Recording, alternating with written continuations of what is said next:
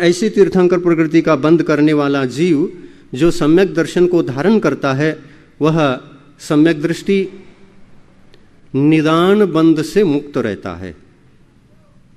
निदान बंध का मतलब सांसारिक भौतिक वस्तुओं की कामना, कांक्षा। भौतिक वस्तुओं की कांक्षा को मन में रखकर उनको प्राप्त करने के लिए जो पुण्य संग्रह करके, पुण्य को बढ़ा करके उनको प्राप्त करने की इच्छा रखता है, वह निदान बंध से युक्त होता है। ऐसा कुछ है क्या आप लोगों के मन में? हाँ, यदि नहीं है तो बहुत अच्छी है, बहुत अच्छी। बस सावधानी संकेत दे दिया। यदि ऐसी कोई इच्छा है तो वह आपके सम्यक दर्शन को घात अवश्य करेगा। निदान बंध से मुक्त होता है सम्यक दर्शन।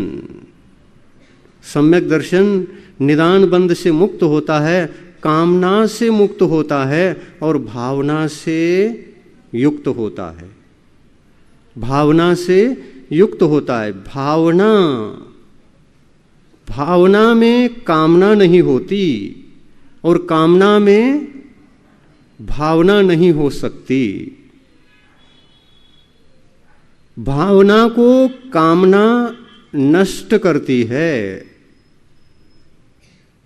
और भावना कामना को नष्ट करती है। सही है ना?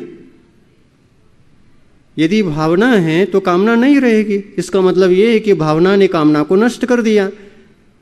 और यदि कामना है तो भावना नहीं रहेगी। इसका मतलब कामना ने भावना को नष्ट कर दिया। एक समय में कोई एक ही हो सकती है, दोनों नहीं हो सकते।